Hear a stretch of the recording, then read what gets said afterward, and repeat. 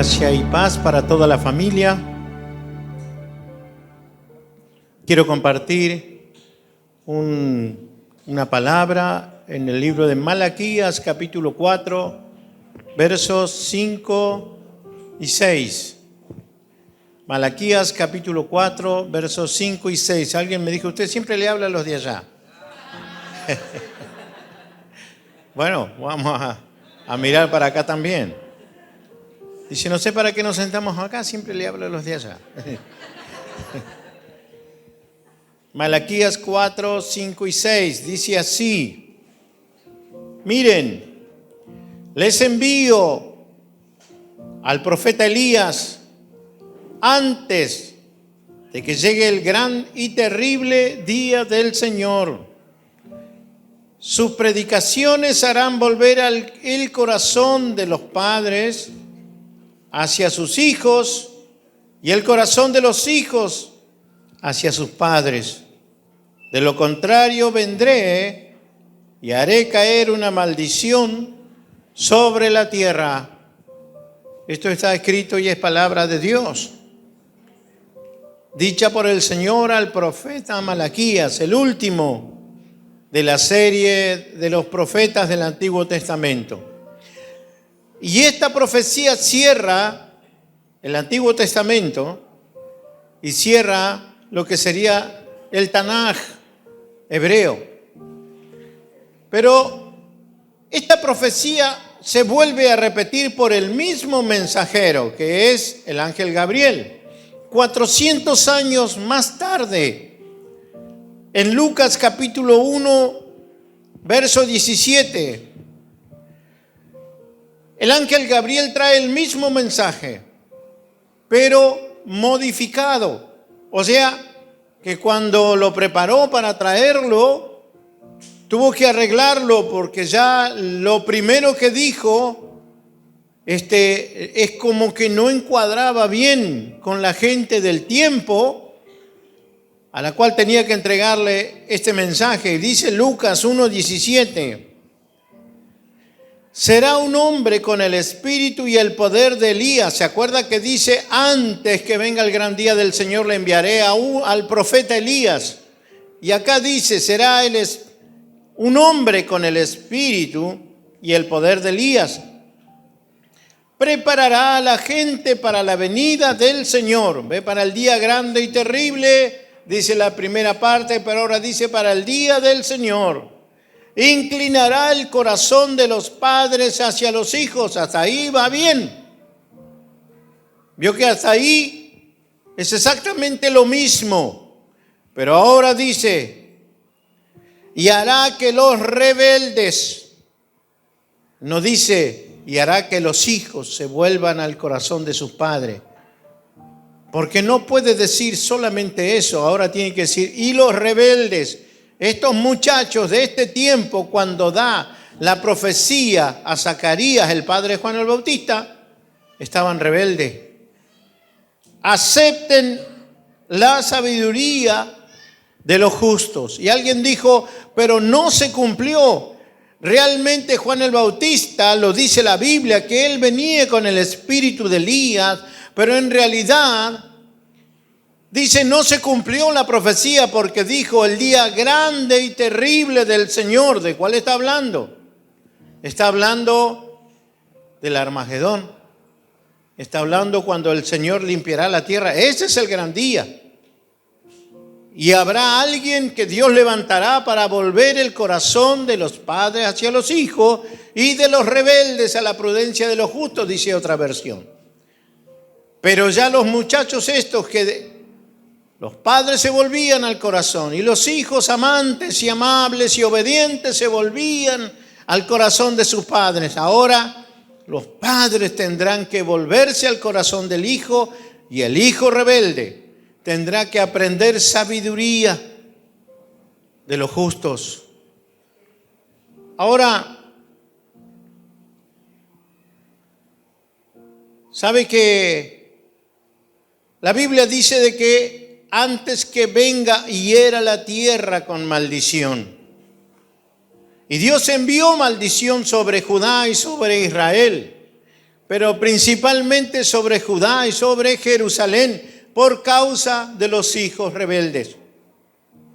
En Isaías capítulo 3, verso 1 al 5, yo quiero leerlo en la versión Reina Valera. Si lo tenemos, hijo, Reina Valera, porque usamos la NTV, pero en Reina Valera está muy claro. Dice: juicio de Jehová contra Judá y Jerusalén, porque he aquí que el Señor Jehová de los ejércitos quita de Jerusalén y de Judá al sustentador y al fuerte todo sustento de pan y todo socorro de agua. El Señor iba a quitar a alguien que sustentaba el hogar y a alguien que era el fuerte, la cabeza, el que tenía la autoridad, pero el compromiso de su familia. Por causa de la maldad de la tierra, Dios quitaría a esta persona o a este personaje de la familia. Verso 2. Sigue describiendo a quién va a sacar el Señor en la tierra. Dice: el valiente y el hombre de guerra, el juez y el profeta, el adivino y el anciano. Esa es la figura del Padre. Hasta la década del 60, los padres eran así. Era el valiente y el hombre de guerra. El hombre de guerra, aquel esforzado, aquel que todo se lo ponía en la espalda y defendía a su familia, luchaba por su familia, a costa de él mismo. Lo primero que estaba en su corazón era su familia. Yo tengo un viejito de 87 años y yo puedo reconocer en mi padre que él era así. Dice, el juez, mi papito, él era el que determinaba lo que estaba bien y lo que estaba mal en casa. Y nosotros los hijos le obedecíamos. Y alguien parece que estuviera hablando cosa incierta, cosa, no sé. Pero vive Dios, jamás de los jamases yo me quedé sentado cuando mi papá me dio una orden. Nunca, siendo pequeño, siendo niñito, siendo adolescente, antes de casarme. Me casé a los 20 años y 19 años tenía cuando le pedí por favor si podía ese mes con mi trabajo, que yo siempre trabajé, ese sueldito, si yo lo podía tener todo para poder usarlo para mi boda. Y él me dijo, bueno, hijo, como usted se va a casar por esta vez, lo voy a dejar, porque nosotros teníamos que colaborar con la casa. Éramos así. Y juntábamos todos nuestros sueldos y no era que dábamos todo. Primero se lo dábamos todo a nuestra viejita. Pero cuando ya fuimos más grandecitos, papá nos puso un tanto por ciento y usted lo tiene que poner. Lo demás, haga lo que quiera. Pero usted tiene que aparecer con esto, amigo. Así me decía mi papá. Usted, amigo, tiene que traer esto aquí. Imaginemos que cobraba 100,000 pesos, 30,000 pesos son de la casa. Porque tiene que ayudar, hay que comer. Nunca cuestionamos, nunca dijimos, no, pero no, jamás. Y yo le pedí a los 19 años, estaba por cumplir 20, por favor, perdóneme la cuota. Y lo hizo el papá. Dijo, bueno, está bien, porque se casa ahora el mes que viene, disponga de eso. Y así era el juez. Y no lo sentíamos como juez, porque era la autoridad el viejo. ¿Y sabe qué dice? Era el profeta. Profeta es el que habla acerca del futuro. Mi hijo van a ser hombres de bien y van a tener una familia. Y ¿por qué podía profetizar? Porque él nos había instruido y nos había criado a su forma. Era el profeta. Dice, era el adivino, si puede ser, porque el viejo la sabía toda. Yo cuando iba, él ya venía de vuelta, ¿vio? Muchas veces lo quise hacer, no pude y me salió peor después. Entonces yo sabía que no tenía que ir con mentira con el papá. No sé cómo hacía, y mi mamá menos. Y también dice, y el anciano. Esas canas se respetaban. Y eso fue quitado en Jerusalén. Esa figura Dios la quitó por causa del juicio. Eso fue un juicio. Fue como un castigo que Dios trajo sobre Jerusalén. Un tiempo donde ellos quedaron desprovistos del sustentador, del fuerte, del juez, del profeta. Después dice el verso 3, el capitán de 50 y el hombre de respeto. ¿Se da cuenta? El capitán de 50, ¿sabe cuál era? Todos los reyes tenían una guardia personal, incluso los presidentes.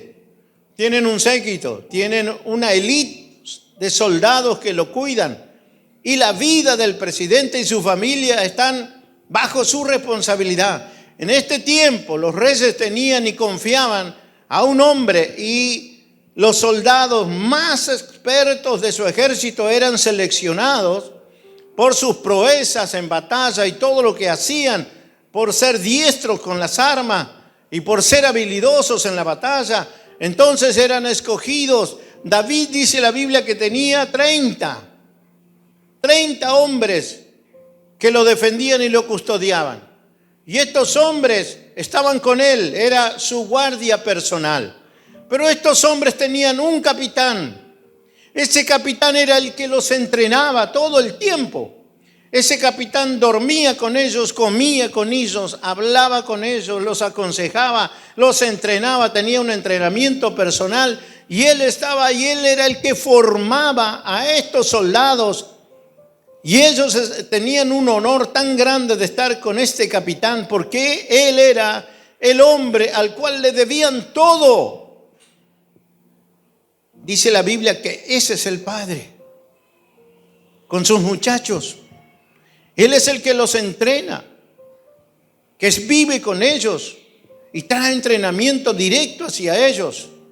Es el que le enseña todo lo que sabe. Pero Dios dijo, por causa de la maldad en Israel y en Jerusalén y en Judá, les quitaré al capitán de 50. Entonces quedarían solos, a la deriva. Esa figura Dios la quitaría de la casa. Y dice el hombre de respeto, el consejero. El consejero también. ¿Se da cuenta lo que sigue hablando Isaías? Y después dice, el artífice excelente, aquel que todo lo arregla. Mi papá en mi casa todo lo arreglaba a su forma. Él trabajaba mucho la madera, pero como lo hacían en el campo. Él tenía un hacha, tenía un machete. Y me acuerdo cuando se rompió una puerta de la alacena nueva que habían comprado. Agarró una madera y la trabajó con el machete. Le hice un agujero con un clavo caliente en la hornalla, la agujereó y le dio hasta que se agujereó, y después clavó un clavo en el mueble. Hoy eso no lo hacemos así, pero en el mueble nuevo le clavó un clavo, y esa era la que trababa las dos puertas. Pero lo arregló. Mi mamá lo miraba así, pero estaba bien. ¿Quién le decía algo al viejo? ¿Vio? Pero él no pagaba, todo lo arreglaba él. Pintaba con cal de Córdoba, me acuerdo que me hacía comprar. Vas a comprarme cal de Córdoba. Yo ¿cómo se dice? La pagaba. Así se hablaba en ese tiempo. Le echábamos agua, hervía eso y yo le ayudaba. Y yo aprendí de mi papá. Pero lo hacíamos entre los dos y con mi hermano también. Entonces, esas cosas las aprendimos de mi papá. Y él lo hacía. Hoy contratamos al pintor, contratamos al que nos hace el bajo mesada, contratamos al que me arregla la puerta, contratamos todo, está bien. Pero en ese tiempo el hombre se hacía cargo de su casa y de todas las cosas. Parece que estuviera hablando de los dinosaurios. No. ¿Sabe que eso era lo que estaba? El artífice y el hábil orador. Si lo dejaba hablar al viejo. Cuando nos sentaba en la mesa. Y si mi papá me pasaba la mano por la cabeza así y me despeinaba, ese era uno de los cariños que él me hacía. Una caricia, pero era la mano así me hacía.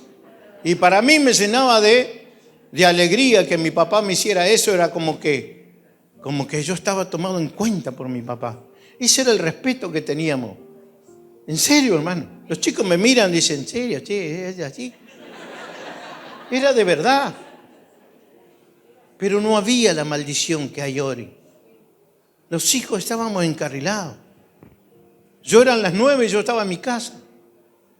Porque nos levantábamos a las 4 al otro día. Y mi papá principalmente a las 4 de la mañana estaba arriba y ninguno de los pollos faltaba, porque si no la puerta se cerraba y no podía entrar. Teníamos que estar antes de esa hora. Hoy yo me pasé parado frente al canasto hasta las 3 de la mañana, del canasto de basura, amenazándolos de muerte y esperándolos, y no había caso.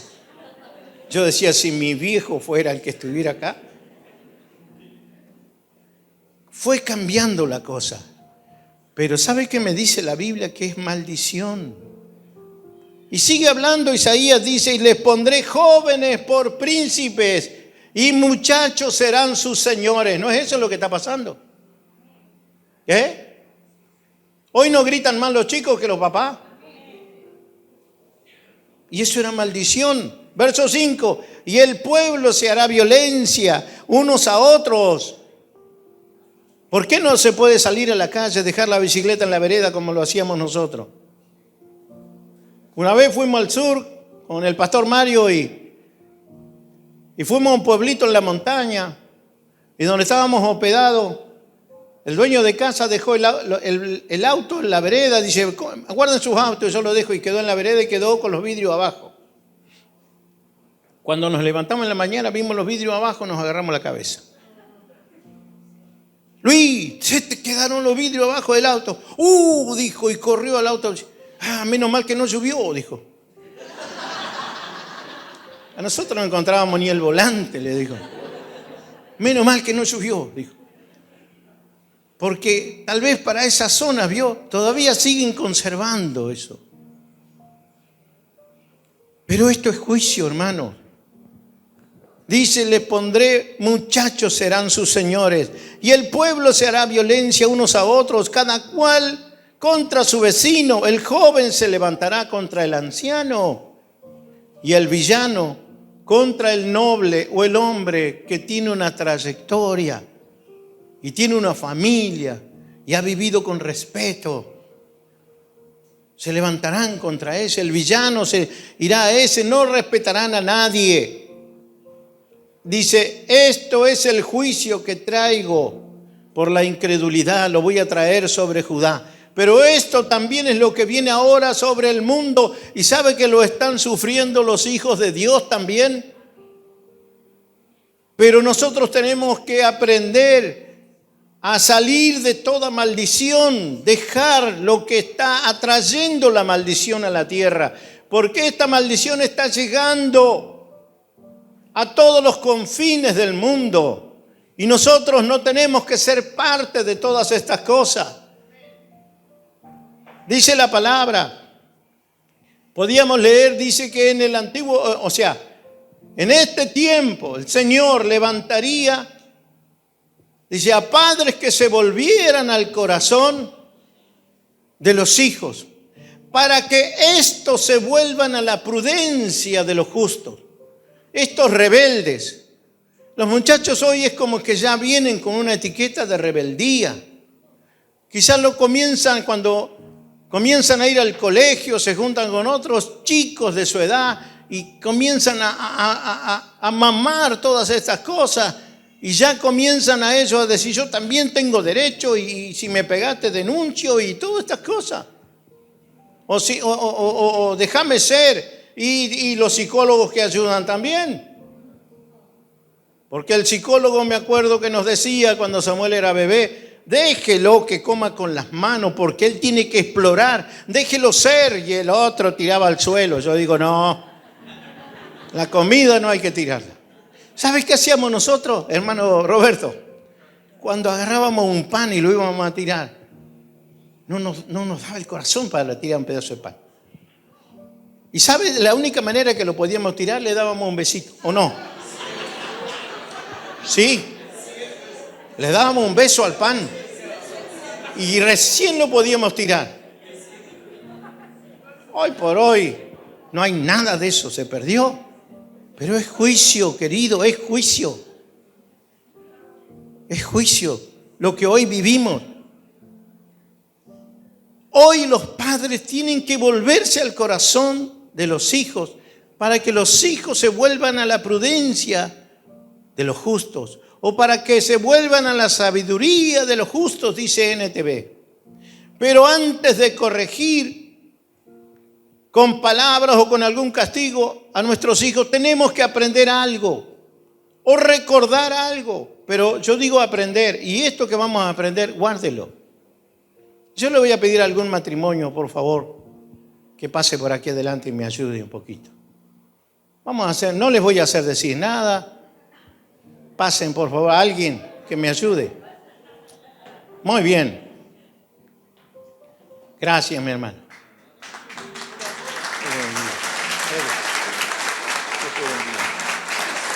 Muchas gracias. ¿Sabe? Para empezar a corregir nuestra casa, nuestros hijos, tiene que comenzar por el matrimonio. Si ellos dos están bien como papá y mamá, entonces todo de ahí para abajo, no se preocupen. Porque va a estar bien la economía, los problemas, los hijos, todo va a estar bien. Pero tiene que empezar por ello. Porque si Edu, perdón mi hermano, si él trata mal a Gabriela, él puede ser un excelente padre, pero los hijos serán dañados porque él trata mal a su esposa. Él es un excelente padre, pero no es un buen marido. ¿Me ayudan con esto, hijo? Los hijos serán dañados. ¿Por qué? Porque él está tratando mal a su madre. Le habla mal, le contesta mal, la deja hablando sola, la desautoriza. Y alguien un día puede decir, y no sé por qué son así conmigo. Si yo les he dado todo y les he dado lo mejor, pero ¿sabe qué? Al tratar mal a su madre, ellos se han sentido tocados y se han sentido dañados. No puede funcionar. Y lo mismo la esposa. Si ella, permítame hermana, mire, ¿puede mirar para allá? Si ella está de espaldas a su esposo, en las decisiones, no quiere concordar con él. Y como dice la palabra, la esposa debe respetar a su marido, pero siempre lo desautoriza y peor, le habla mal a sus hijos de su papá. Puede ser una excelente mamá, pero la relación con sus hijos será dañado porque le están faltando el respeto a su papá.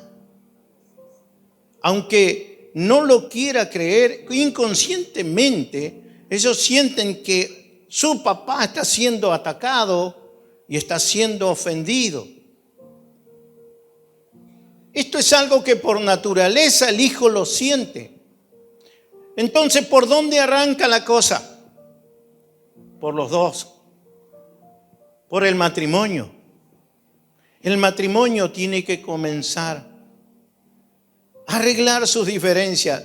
Nunca tienen que discutir más con los hijos pequeños delante de los hijos, porque pueden haber diferencias, pero lo tienen que hacer en privado. Jamás sus hijos tienen que verlos pelear.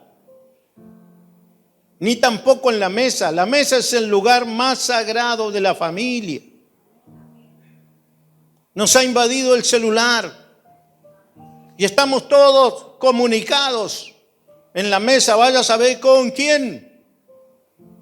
Pero necesitamos ese espacio y lo tenemos que recuperar. No estamos, porque todos lo hacemos, pero lo tenemos que recuperar.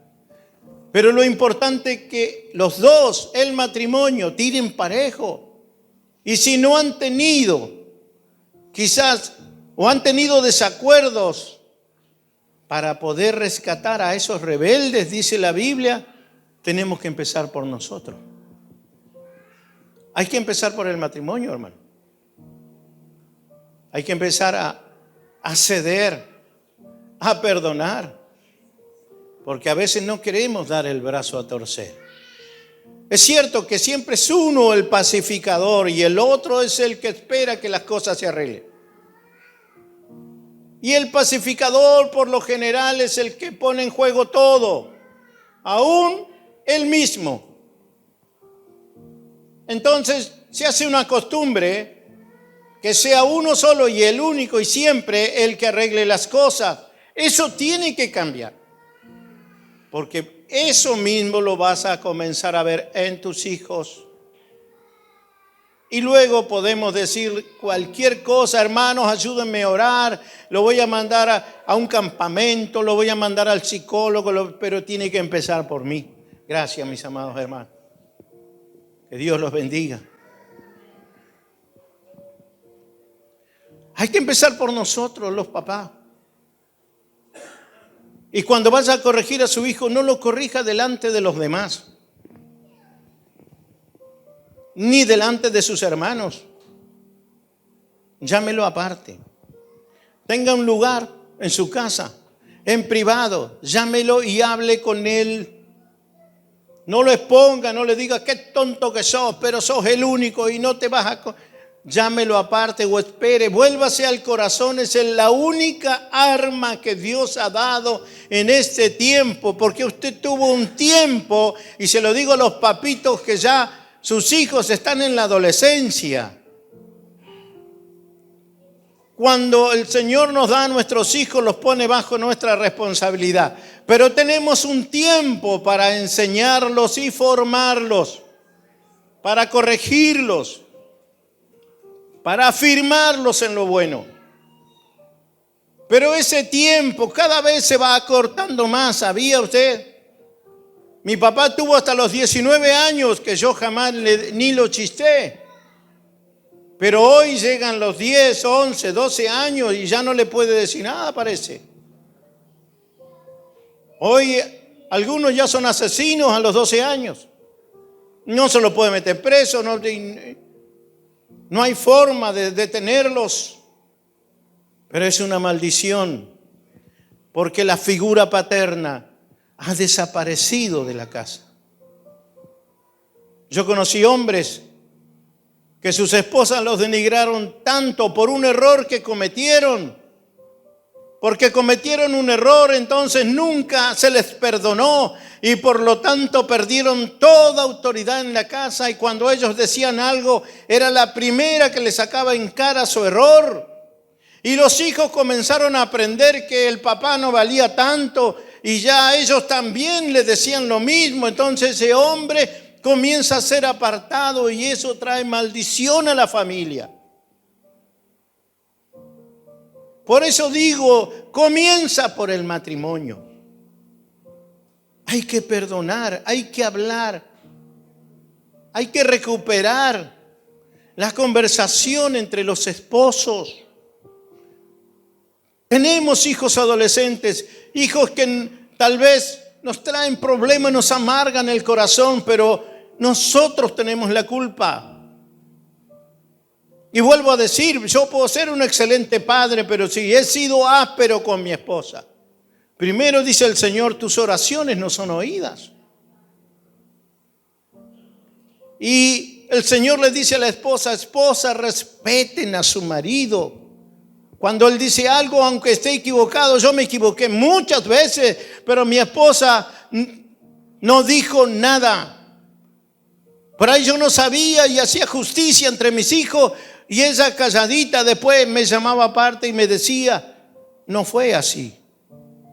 Esto fue así, así, así, pero ella nunca levantó una disciplina que puse yo. Siempre si yo la había puesto, yo la levantaba. Y si ella puso tal vez un castigo a mis chiquitos, ella era la mamá y ella, porque venían, la mami no me deja salir, o no me deja esto, o no me deja lo otro. Yo decía, vaya y hable con su mamá. Yo no puedo decir, bueno, hijo, vaya nomás. Y entonces lo que dijo ella, no, porque estos son vivos. ¿Sí? Buscan dónde pueden cobijarse. Con los abuelos. Vienen al abuelo y le lloran al abuelo y le quieren tocar la fibra íntima, y el abuelo sale a ver, ¿qué están haciendo? No. Si el padre dijo algo, hay que respetarlo, porque ese es él es el sustentador y él es el hombre de respeto en la casa. Pero nosotros tenemos que darle el respeto. Tenemos que darnos el respeto unos a otros, porque estos son muy vivos. Tienen una inteligencia pero tremenda. Tiene que empezar por nosotros, hermano.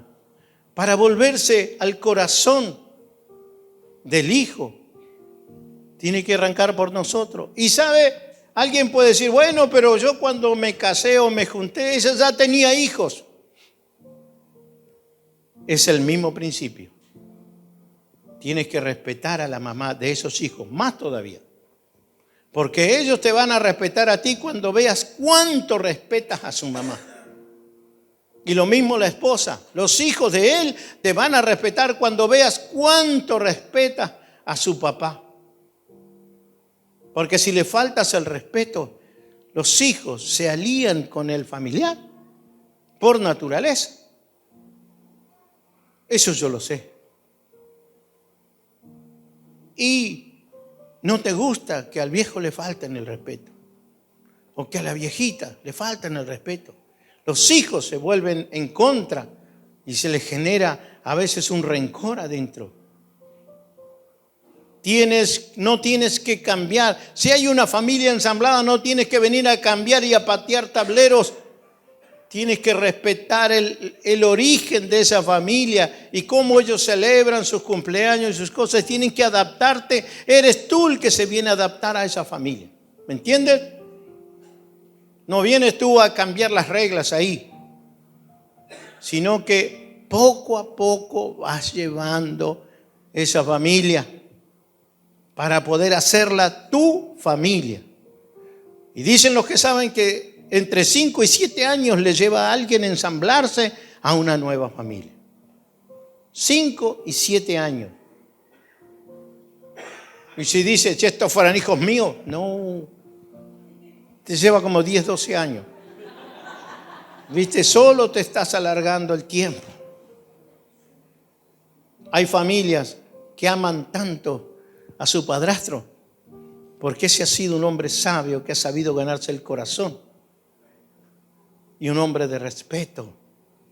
Hermanos, tenemos tantos que aprender. ¿Por qué? Porque de esta manera vamos a preparar un pueblo bien dispuesto para la venida del Señor. Porque esto es maldición que está cayendo sobre la tierra, pero no sobre nosotros, porque tenemos la palabra de Dios, que es el ancla más segura a la cual deberíamos estar atentos, dice la palabra. Vuelvo a decir, el trabajo acá es de la mamá y del papá.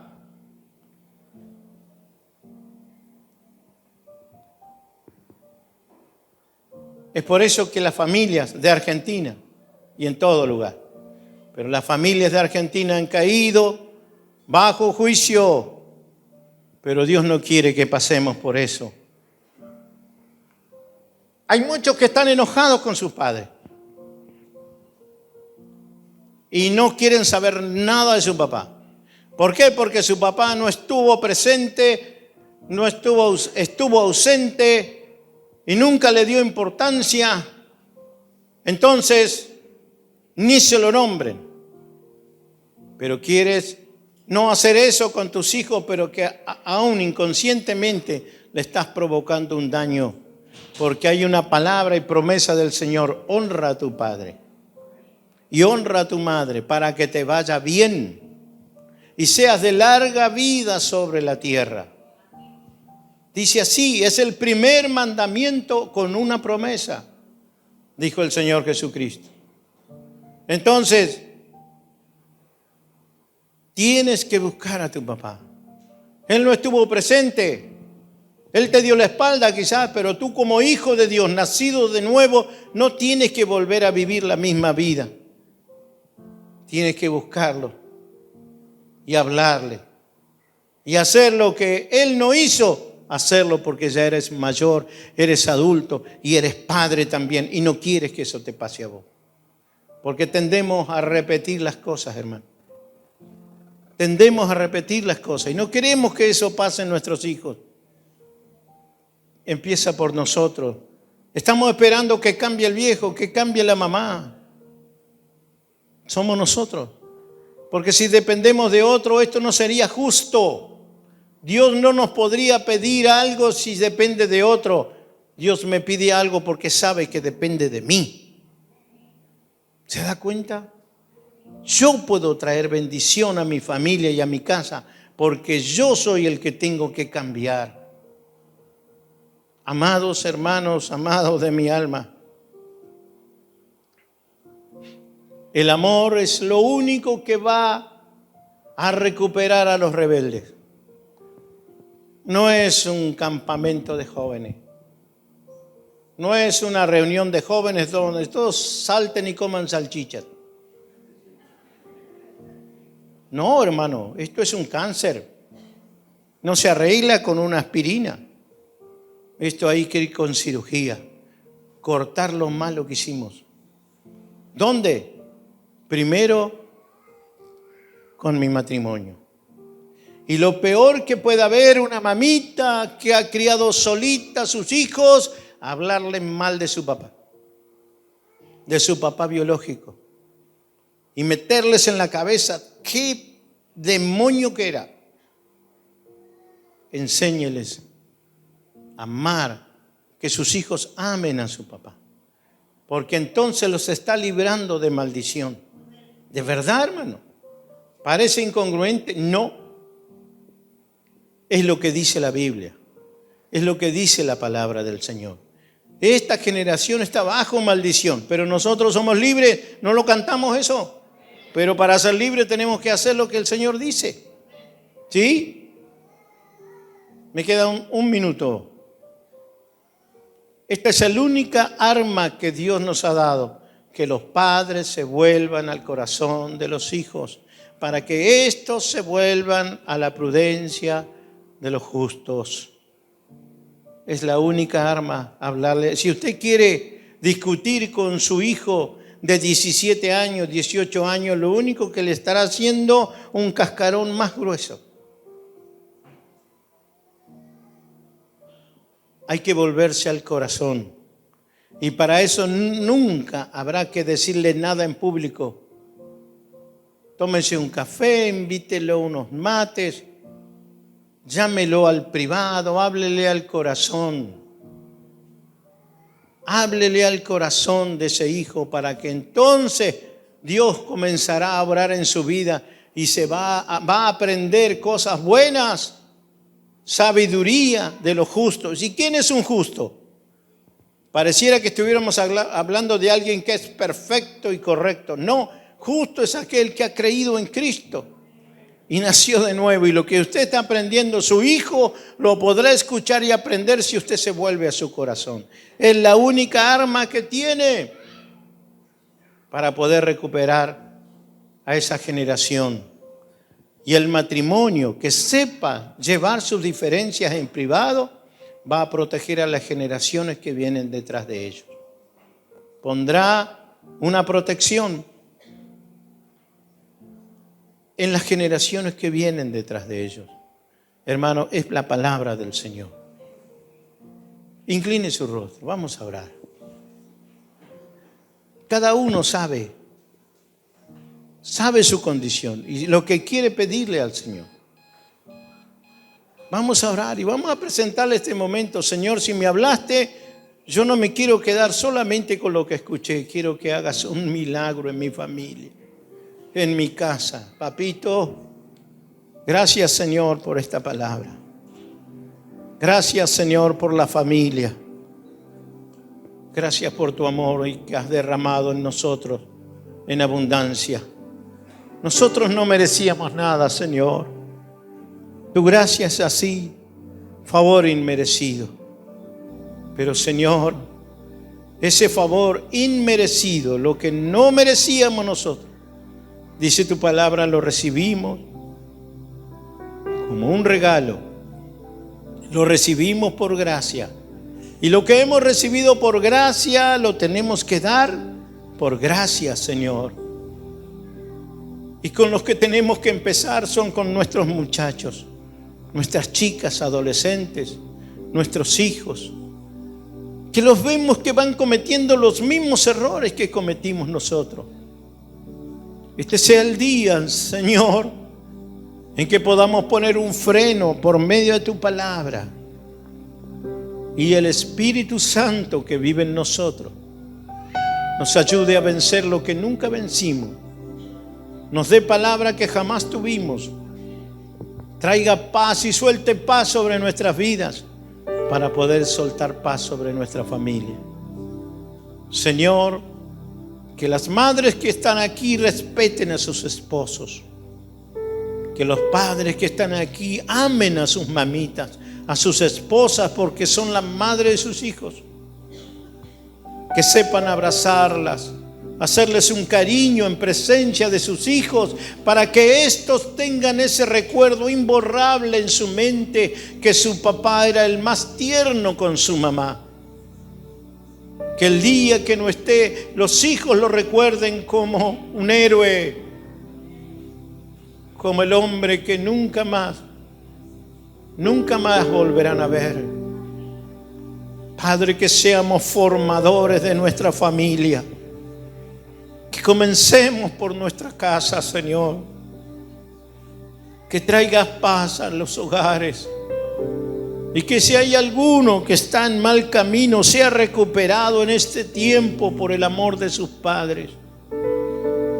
Gracias, Señor, porque nos hablas a tiempo y también fuera de tiempo. Gracias, Señor, por tu palabra. Bendice Casa de Pan a todos los que están aquí, Señor. Que esa gracia nos llene nuestros hogares, nuestra familia, y todo lo que somos, Señor, te lo deberemos a ti, te lo debemos a ti. En el nombre de Jesús. Amén y amén. Gracias, amados hermanos.